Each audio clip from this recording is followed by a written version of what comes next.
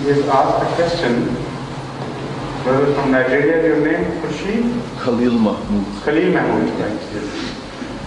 He wants to know the clear distinction between the two attributes of Allah of being the possessor of Jalal and possessor of Jamal, and their manifestation in Islam and other religions. So that some prophets are called Jalali prophets and some are called Jalal. And sometimes there is a phase of Jalal and there is a following phase of Jamal. That is what you wanted to find out. Now, Jalal means, in ordinary terms, it may also mean anger, but it's not that. Jalal means a mood which is very serious and full of determination, and at any cost, if one has decided to do it, even if anger has to be involved, that is called Jalal. So, at the time when Allah sends those prophets with law, at that time it is a particular period of his expression of Jalal. Willy-nilly, whatever may happen, that book of law will have to be established in the lifetime of that prophet. So if people use sword against such prophets, swords would be permitted to be used against the offenders. And ultimate victory has to be won in the lifetime of that prophet, because unless he has demonstrated the law to the people with his own example, he cannot be satisfied as to the fact that people have understood the message correctly.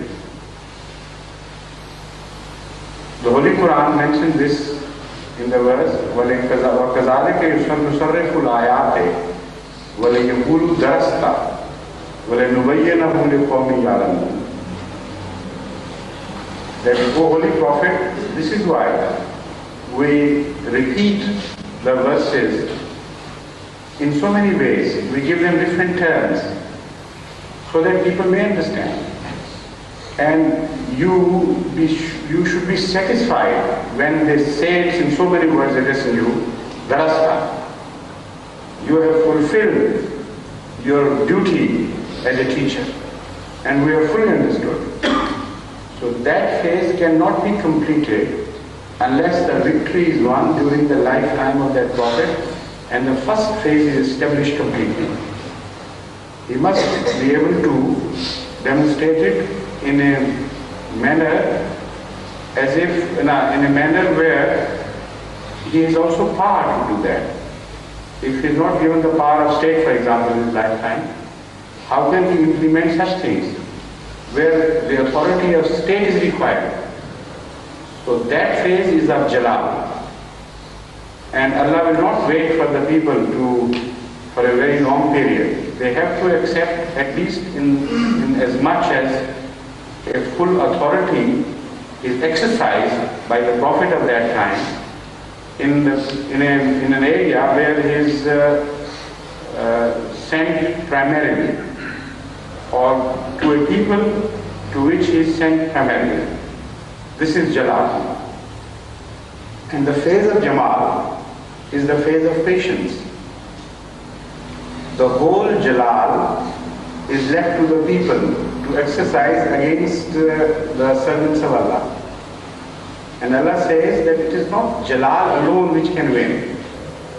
It is Jamal which can win.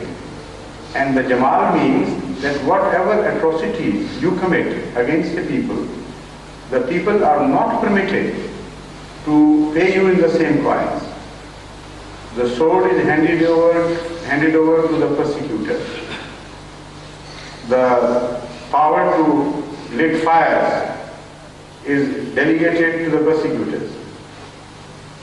The power to persecute and loot and put to arson and destroy and kill, all the annihilated powers are handed over to the persecutor. And it said, do whatever you will. You will not win. Perseverance patience, love, must become victorious over the powers of hatred and annihilation. This is the period of Jamal. As you may have witnessed in the history of Christianity, against the period of Jalal of Hazrat Musa alayhi salatu wasalam. Now this period also requires patience in the sense that your victory is not within a generation or two. Sometimes it lingers on and on. For centuries sometimes you have to offer sacrifices. But with Jamal, never with anger. With the result that victory which is attained through Jamal later on, this is the second phase of the same religion in fact. It's a different phenomena, but it belongs to the prophet of the first of the religion, the founder prophet of the religion, because it is he initially who has been given the responsibility. So both these phases originally belong to him, but have been unfolded, one during his lifetime and the second during after his lifetime, during a phase farther apart. So this is how you compare Hazrat Musa's time with Hazrat Isa's time. And the victory which is attained later on by Jamal, it is much wider and much more lasting. It encompasses not only the people to whom the message is addressed, but to the people around as well. It's a very strong phenomenon that when it comes into motion and ultimately wins. So this is why Ahmad sallallahu alayhi wa sallam was told in the Holy Quran that you are like a prophet, before you that is Moses. And it says, Kama arsalna ila Fir'auna rasula. We have sent this prophet, raised this prophet, as we raised the prophet towards Pharaoh, that is Moses. And the founder of Islam, according to the Holy Quran, is similar to the founder of what we call the religion of Torah. Judaism is called, but in fact it is the religion of Torah. So that similarity does not end there. They are the lawmakers and the lawbringers. The similarity continues into other regions. Sword was raised against Hazrat Moses. Sword was raised against Hazrat Muhammad Mustafa sallallahu alaihi wasallam. That sword was defeated with sword at the hands of Moses ultimately and at the hand of Hazrat Muhammad Mustafa sallallahu alaihi wasallam. The law was completed and established during their lifetime. And however strong the enemy may appear now when we look back, it was totally destroyed. This is a phenomenon which was unrolled and unveiled during the time of Muhammad Mustafa. So when he promises the Ummah that at the end a Messiah would also appear, it shows automatically, it is inferred from that as the founder was not the same Moses but similar to him. So the Messiah would be the a person or an office holder similar to the old Messiah, not he himself. It is the phenomena which is going to be unfolded. And the same phenomena has been unfolded by Hazrat Masih Maud. And we are passing through the same phases of torture and persecution. And it seems there is an unending chain which will not end in our lifetime. It will continue. Allah knows how long it's going to be. But we know positively that if the Messiah of Moses was made ultimately and finally and consummately victorious by Allah, it is impossible that the Messiah of Hazrat Muhammad Mustafa is not made more conspicuously conqueror and victorious and the ultimate winner. So that is what is going to happen, inshallah. And Hazrat Masih Maud has also mentioned this, that it's not necessary that Ahmadiyyat should take 300 years, because there is an additional blessing of Hazrat Muhammad Mustafa Sallallahu Alaihi Wasallam, which is obviously exercising in our favor. For example, Jesus was crucified, but Hazrat Muhammad Mustafa was saved from crucifixion despite their best attempts to put him to death through hanging. That is the sort of crucifixion in existence in the present days. But the attempts failed, concocted murders and all that, and they go on till today. These people always behave in the same manner. Distorted minds always think in the same terms. The crime is repeated by different people, but the manner of crime remains the same. So Allah saved him. So it is not necessary that the similarity should be extended to each detail, but the similarity is to be extended in departments, in generalities, and there you find so many similarities between Hazrat Masih and the Messiah of old that it is surprising. I'll tell about that later, but first let me finish this part, that Hazrat Masih has given us the glad tidings that it is not necessary that we will have to wait for 300 years. Maybe within 200 years, maybe even within 100 years. So the exceptional phase of sacrifices which we have entered also gives us the glad tidings that there is going to be an exceptional phase of Allah's favors. And within a matter of our lifetime, I am quite certain, inshallah, we will see great changes occurring. And Allah help us to be patient till that time. And let's hope that Allah will bring that time sooner than we expect. Now the similarity between Hazrat Masih Maud and Hazrat Messiah are so many. For example, you can measure the distance through years. Hazrat Isa والسلام, appeared at the head of the 14th century, about 1300 years after Hazrat Moses. And Hazrat Masih Maud appeared at the head of the 14th century. Hazrat Musa was permitted to raise sword against sword.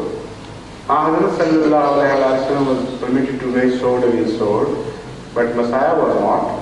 So was not Hazrat Masih Maud. Every time an effort was made through coercion, through torture, through persecution, through prosecution by the Jews to annihilate Christianity, the net result was that Christianity always emerged bigger and stronger. And it's a strange thing that every time the swords were defeated and the throats which were cut were not defeated. Those who burned houses, they were made poorer. And whose houses were burned, they were not made poorer. They went on spreading and gaining in everything. So the same phenomena we have seen with our own eyes unfolded at the time of Hazrat Masih Maud. And we are going through these phases. And again, Hazrat Masih Maud was told by Allah that in response to their cruelties, you must teach patience and tell your people to pray. The same was the message of the Christ of old, Messiah. This is exactly what he taught. Hazrat Masih Maud was mocked at by his enemies, and they said, look here, unless you descend bodily from heaven, we are not going to believe you. The same thing happened about Jesus Christ. He was told that we should not believe in you, we would not believe in you until Elijah descends from heaven bodily. And the Bible tells us that they mocked at the followers of Hazrat Masih, peace be upon him. And they said, look, they went and complained to the master, the Masih. Look here, this is what the rabbis and the Pharisees are doing to us. They come and mock at us. They say, produce the area first. He descends. How can you expect us to believe And Hazrat Masih, you know what he said in answer? He said, John the Baptist, Yohanna, is the same age Elijah who was to descend from heaven, believe it or not. So the verdict was given for all time. This was exactly the objection against the new Messiah. Expectation of somebody appearing from heaven in body, not in spirit. And the same was the answer of Masih Maud. So there are so many departments. Hazrat Masih Maud has mentioned, to my memory, 14 similarities. And again, for example, there is one similarity of his appearance at the end. And Hazrat Rasul Kareem sallallahu alayhi wa sallam has used the same word, Akhareen, that Messiah would appear among the Akhareen. And after that there will be Qiyamah, or the day of resurrection, or the day of ultimate annihilation. So the same thing is said in the Hadith, that after Messiah appears there will be Qiyamah, and the day of resurrection, or the day of total annihilation of the world, whatever you call it. So this is one. This is also a department of similarity. But there are so many. Hazrat Masih Maud has mentioned about 14, and I have also been mentioning them variously at various places. So you understand the phenomena of Jamal. Jamal is a very strange phenomenon. Apparently it's a very soft looking word. How beautiful and soft that Jamal is going to appear. But it is so torturous and so painful that those people who become the symbol of Jamal, of Allah's Jamal, representative of Allah's Jamal, they have to suffer very greatly. So Jalal apparently is a very strong and powerful phenomenon, with a sense of anger in it, as I have explained.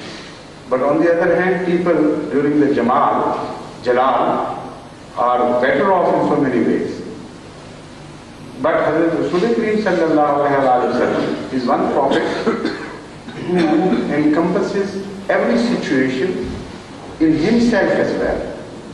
It is not that Hazur Akram sallallahu alayhi wa sallam was only representative of Jalal and he left the Jamal for Masih Maud and these people entirely. This is wrong to say this. He encompassed both these qualities to the utmost. And there are two phases in his life which are distinct from the other, one from the other. For example, the period of Mecca and the period of Medina. Period of Mecca is the consummation of Jamal, and the period of Medina is the consummation of Jalal. So, although in his lifetime both the phenomena were manifested, yet as a period, it takes a longer period. Both the period of Jalal and period of Jamal are not periods contained in one lifetime. They are extended to many generations. So as such, we can say positively that Ahmad sallallahu alayhi wa sallam's phase was that of Jamal predominantly, because after him there was a very long period of Jalal, despite the fact that he encompassed both in his own person. And in the time of Masih Maud there is going to be a long period and phase of Jamal as against that. हजूर, मेरा question ये है कि जब मियाँ और बीवी के दरमियान तलाक का नाखुशगवार वाक़या आता है तो आमतौर पर सुनने में ये आता है कि कहते हैं कि इस्लाम ये कहता है कि बेटे जो हैं वो बाप को मिले। तो क्या वाकई अगर वो औरत जिसको अपने खामन से भी खुशी नहीं मिली, इस्लाम उसके लिए हुक्म देता है कि उसके बेटे से लेकर मर्द को दे दे? I'll explain that. The point is that the ladies have completely missed the import of this injunction. Totally. All that it was in fact for the men to complain, not for ladies. Because Islam says that during the period of childhood, up to 9 years, it is the prior right of ladies to have the children, and not of men. And after that period, it is the choice of the boys and girls themselves to choose where they have to go. इस्लाम ये तो नहीं ना कहता कि मर्द को दे दे, क्योंकि मैंने No, just listen. What I am telling you, listen with attention, because I am telling you a way out of this situation in which you find yourself compelled. After till 9 years, the court can give children forcibly to the ladies unless there are certain objections raised by men that they can't bring them up properly because of religious differences, because of immoral habits, and so many things may happen. But otherwise, till 9 years of age, children have the right to be brought up by their mothers. Now, if mothers have this priority, it is impossible for those children to have greater leaning towards their fathers than to the mothers later on. And even if between 9 and 12 they are given the right, the parents are given the preference, the fathers are given the preference, the period of this just 3 years is not as strongly impressionable as the period which has passed before, and they have been brought up under the mother's care. And after that they are free. When they reach the adulthood, then no law can compel them to be anywhere. They can choose to go either to their mother or to father. So there is not at all anything wrong with the mothers. In fact, as we call it, Punjabi में कहते हैं हाथ हो गया. अगर हाथ हो गया तो मरना ना हो गया. If somebody has been deprived, it is man, not woman. Yes, Rashid Sahib. After Rashid Sahib, one is very important question. No, it's, well, Have you dropped that altogether? Sorry? Have you dropped that question altogether which you consider was most important? No, sir, it's up to you to answer it. No, but what is this question now? Concerning the question about Jamali and Hilali, Yes. Nabi, could you kindly tell us the difference between Rasul and Nabi? There is no difference. Only an expression denoting different aspects of their office. So we say La ilaha illallah Muhammadur Rasulullah. We don't say Nabiullah. That's right. You see, so that shows there is no difference. No, you see, sir, in Quran. That proves that there is a difference. Nabi was something different other than Rasul. Then Allah should have told you to say La ilaha illallah Muhammadur Rasulullah wa Nabiullah. So in Quran Sharif, sir, about one prophet is mentioned, he was Nabi and Rasulah. I don't know the name offhand. Yes. But about others, That shows, if you go through the history, that shows there must have been some objection raised against him. Some people might have said that he is either Rasul and not Nabi, or Nabi and not Rasul. Because this is the style of the Holy Quran. Whenever in Bible or in Apocrypha, some objection and allegation has been made against a prophet or a pious person whom Allah wants to defend, then Allah mentions that in the Holy Quran in a very subtle manner. Sometimes it doesn't mention the allegation at all. It only defends the prophet in a manner that sometimes people just miss the point altogether. For example, when the Holy Quran tells us of Mary's piety and chastity, the Christians miss the point totally. They think that no mother of any prophet was chaste and pious. Only Mary has been mentioned as chaste and pious, so she has a superiority over all others. While the point is exactly the opposite. No mother of a prophet was ever considered to be unchaste, except the mother of Jesus Christ. So Allah had to defend her. So it's not a superiority. It is the possibility of making a faltering into a pit from which Allah saves the people, because if they falter about the concept of Mary, naturally they wouldn't believe in Jesus Christ either. So Allah has saved us from committing that error and defended Mary, because she was the only lady among the mothers of prophets who was considered to be unchaste. So this is the style. So if a prophet has been exceptionally mentioned as Rasul and Nabi, while other prophets have not been so clearly mentioned both together, that means there must be some significance. It has to be found out in history through investigation.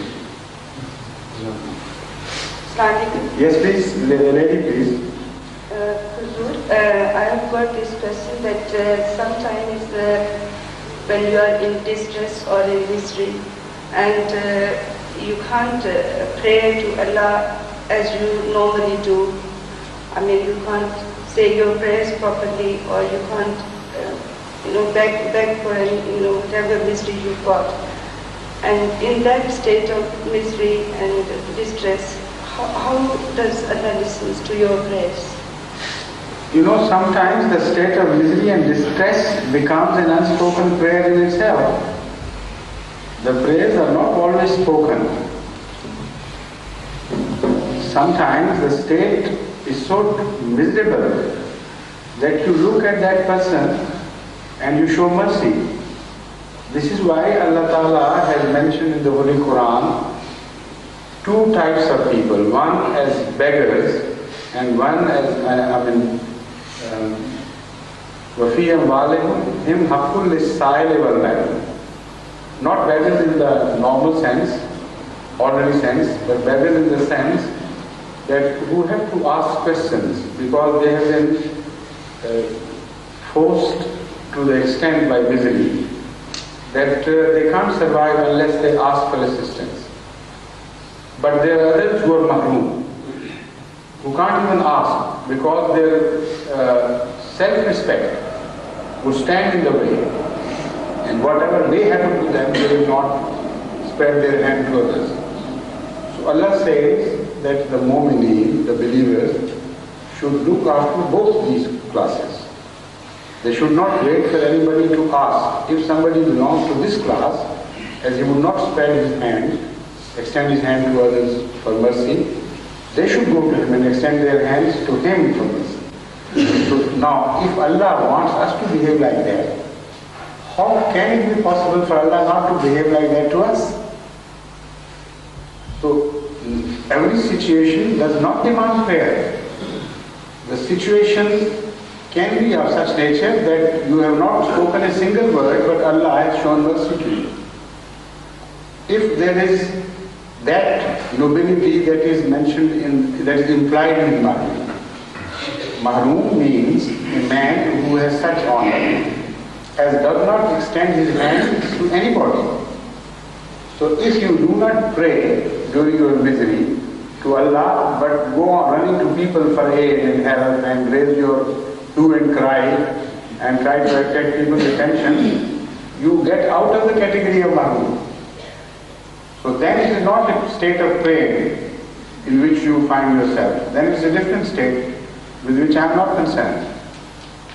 I am telling you that the ideal thing in that situation is to depend on Allah and do not cry out to people trying to win their favors and so on. Be patient and wait.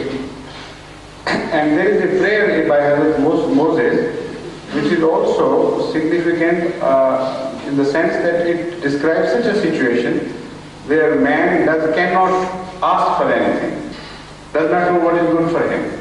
Sometimes he is so confused and baffled that he doesn't know what thing is good for him and what is bad for him. In that state too, one cannot ask for anything. So Hazrat Moses was very clever in this respect. His prayers are very interesting. and they have been so oft repeated in the Holy Quran that Allah must have enjoyed the way he prayed. So he says, Rabbi inni lima anzalta ilayya min khairin faqir.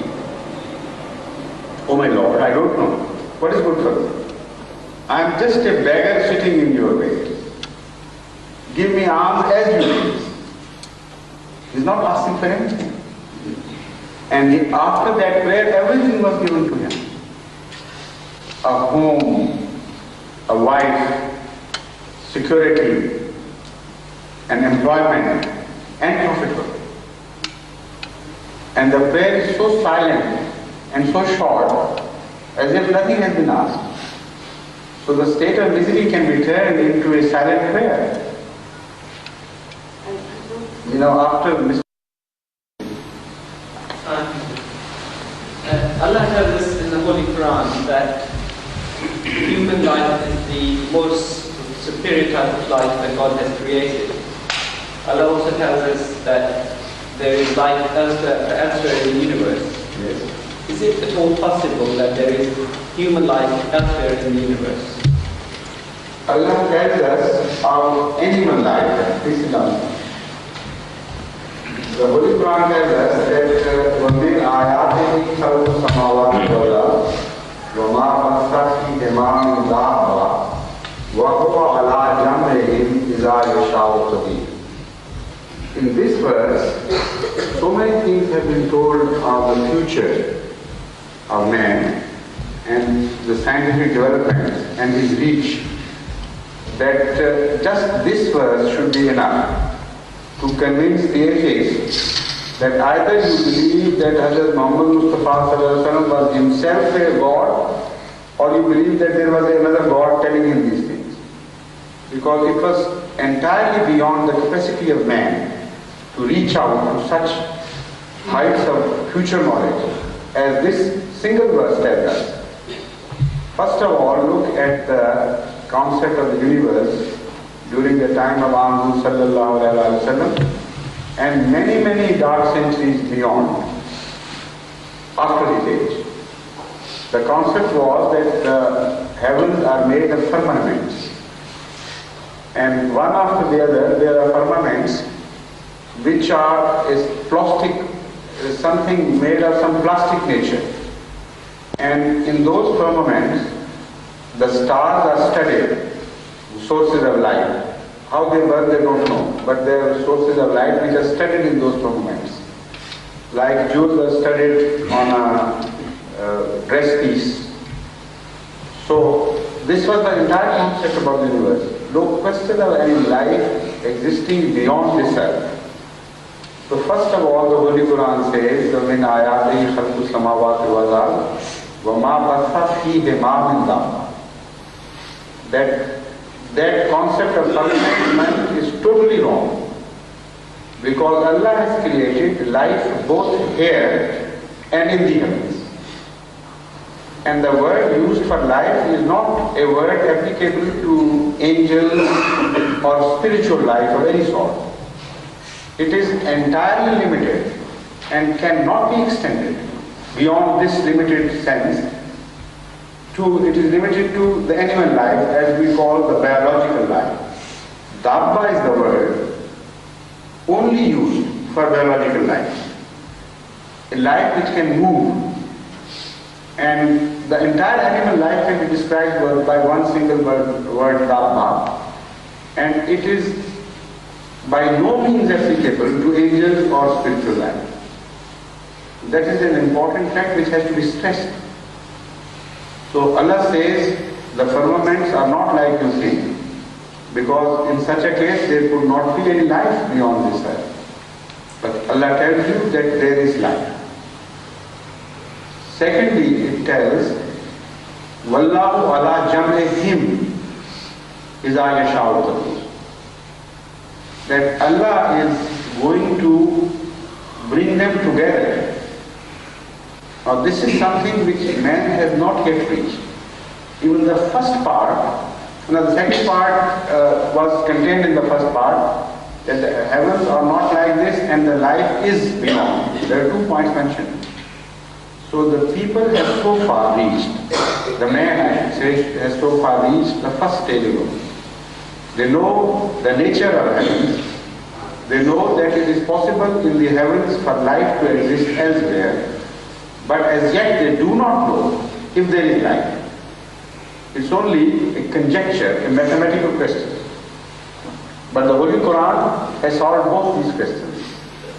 And the secondly, if the scientists do discover ultimately that there is life beyond this earth, they are not at all sure if it is possible for the life of that planet and the life of this planet Earth to meet.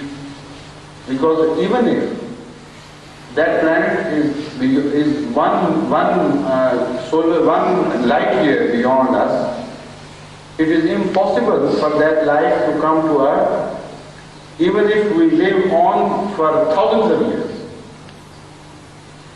Because we can't travel on the shoulder of light, which travels at a speed of 186 miles plus per second. But there are planets millions of years apart, in light years terms.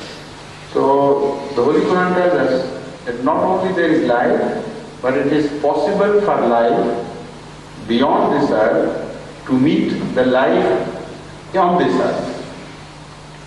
And again it goes on saying that not only is it possible, but it is going to happen like this. Because the word used is not in but iza. Wa huwa ala jam'ihim iza yasha'u qadir means that when Allah will decide the time has come, He will cause both types of lives to get together on one platform. It's not in, which means if Allah wants. It says Allah will want, of course there is no question. But when He will decide to do it, it is up to Him. So everything has been mentioned in this verse, our future, which was impossible for man to conceive. But the nature of life, other than the fact that it could be animal life, we do not know. Maybe they are made of silicon, who knows? Maybe of some ethereal things. But the important thing about life is that it will be organized, it will be conscious. The most fundamental point about life is consciousness. So if consciousness can be created in machines of silicon and they can reproduce, that is life. So that can also come under the heading of animal life. It will be moving, it will have all the qualities of animal life. So only that much I can say from the Holy Quran, but the exact nature of those people, what it could be, we don't know. But we know one thing again from this verse, that Jama not only means physical togetherness, Jama also means mental togetherness. And it may mean that. So it is possible that Allah has prophecy that they will be able to converse with each other. They will have reached a stage of development that despite the fact that they won't know the language of each other, they will be able to convey the meanings and come into communion with each other. Assalamualaikum. Hazur, the other day, Hazur mentioned that in a society where interest becomes unavoidable, one can compensate the interest paid by earning the same amount of interest. Right. So can we infer from this proposition that in a society where bribery becomes a common practice, where bribery becomes a common practice? The other thing about bribery, Hazrat Masih Maud has already explained. So you can't go on inferring from one thing in a manner as to make the application unlimited for every situation. Every situation demands certain conditions, and those conditions have to be fulfilled before taking a certain measure. I'll explain about that. The Holy Quran has very clearly laid down that the bribery is forbidden if you intend to misappropriate the public property for your sake. And for this reason, if you give gifts to the rulers, this is forbidden. It is not forbidden to give gifts or part with your own money, to save your money. They are two absolutely different things. The Holy Quran says, وَلَا تُدْرُوا إِلَى الْحُكَّامِ لِتَأْكُلُوا أَمْوَالَ النَّاسِ بَيْنَكُمْ بِالْبَاطِلِ. Don't present things to your rulers with the purpose of misappropriating the public money. And the public money has been mentioned in a most beautiful way. It says, أَمْوَالَكُمْ بَيْنَكُمْ. Ya أَمْوَالَ النَّاسِ, is it أَمْوَالَ النَّاسِ or أَمْوَالَكُمْ? تَأْكُلُوا أَمْوَالَكُمْ بَيْنَكُمْ بِالْبَاطِلِ. It is your own money. When you eat public money, this is the property of the state, of the entire people. So why are you being dishonest to yourself? Because you have two aspects, one individual and one community. Even if you steal from the community, you will be destroying the peace of the entire community, and ultimately you are going to get the suffering, share the suffering of the people. So it says, do not misappropriate the public money, which is your own money. And for this sake, do not bribe your rulers, those people at the helm of affairs. Now that shows that if that is not the object, it is not at all forbidden to give gifts to people. And why it is not forbidden, that has to be kept in mind. If you part with your money for reasons other than this, it is not bribery. So don't think bribery is permitted in some form. The definition of bribery is made so clear that in situations where it is not wrong for you to part with your money for the sake or to give gifts to the rulers, that situation is not called bribery by the Holy Quran. Only a malintention with the purpose of misappropriating the people's money. That is wrong. That is forbidden.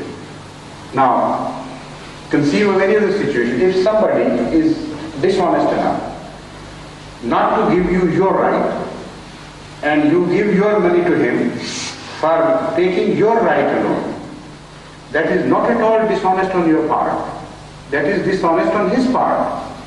So that bribery is not bribery according to Islam, so it is permitted.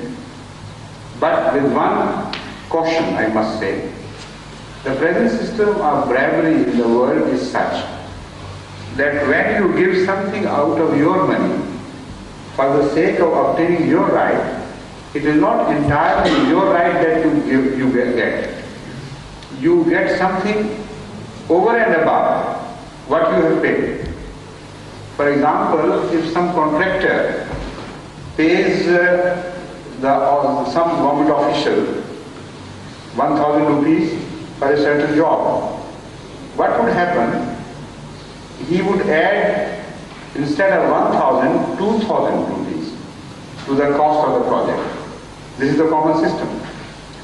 And the officer would close his eyes. And apart from that, he would also lower the standard of his work and save from whichever corner he can. With the result that, in fact, he would be giving bribery to the tune of 1,000. But he will be misappropriating the public money to the tune of many thousands.